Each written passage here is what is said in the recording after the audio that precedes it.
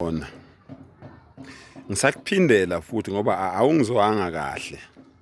Lalela ke sesifikile ke isambulo. Uyabona ngiphansi kwalesihlalo isambulo sifikile. Ngiyakuphindela futhi ngithi kuwe uPaul wayesebenza ekhanda amathende ewadayisa ibhizinisi yakhe bekuyileyo. uPetro wayedoba inhlanzi abamba inhlanzi ayidayise enza imali ibhizinisi yakhe bekuyileyo. uJesu qobo lwakhe wayewumbazi ngesilungu wayeyicarpentry edila ngeplango ebaza noma iplango noma yitshe kodwa wayewumbazi. Lalela ngikutshele ngiyakubuza ngizokuphendula futhi umfundisi wakho usebenzaphi njengoba enemali engaka nje caphuna kusale usebenzaphi. Lalela ngikutshela ukuthi umfundisi wakho usebenzaphi. Okay?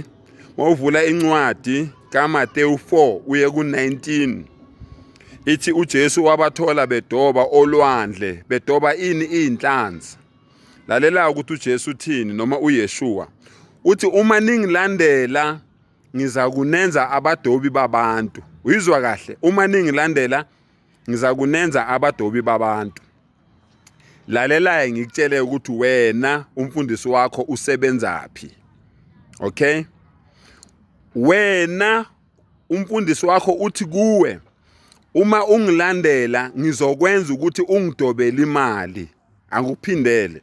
Umfundisi wakho noma umholi wakho noma umpostoli whatever noma umpastor noma ngabe yini le umbiza ngayo uthi kuwe wena ofunda le video le uthi kuwe mina ngizokwenza ukuthi ungidobele imali uma wena ungilandela.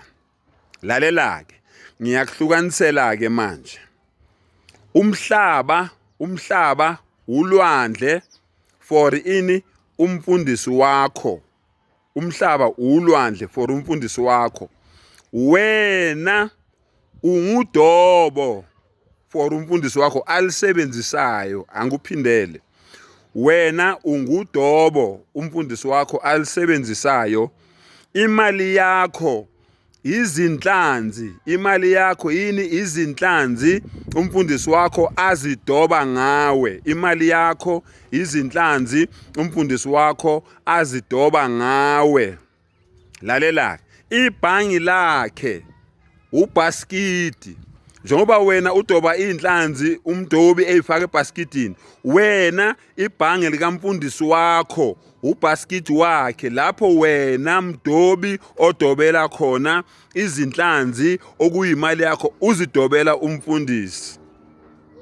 Ayi mawungangizwanga la ngeke uphinde ungizwe.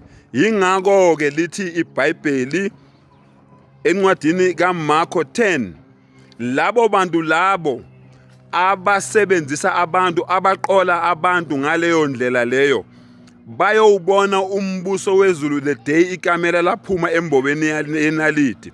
Wena ke ohamba naloyo mholi noma naloyo mphathi noma naloyo mfundisi wazi ukuthi nawe ngoba iqiniso uyalazi qhubeka ube udobo lwakhe ugcwalisa ubhaskidi wakhe okuyibhangi lakhe kodwa nawe wazi ukuthi yena uphila kamnandi la emhlabeni udla ama ribs wena udla umfino wena udla isijabane wena udla umbhaqanga wena udla uphuthu nelokuzana nentusi yena udla kamnandi kodwa ngale yena uyongena ezulwini the day ikamela laphuma embobeni yosungulo kanye nawe wena okade umsupport wena uhlupheke kulomhlaba wahlupheka nasemhlabeni olandelayo yena akahluphekanga la uyohlupheka ngale kuphela.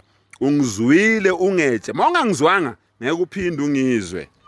Ngiyabonga kakhulu. Vukani maAfrika vulana amehlo niyalimala niyasetshenziswa ningamathuluzi.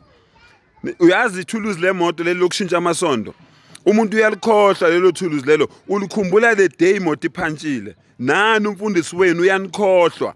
Zingaki intandane kulamasonto abo bangaka abafelokazi yiziphi imali abake bazikhiphi bathi leyo yokusiza intandane nabafelokazi banikhumbula mangabe bazi ukuthi kumele manje nenzane nibalethele imali.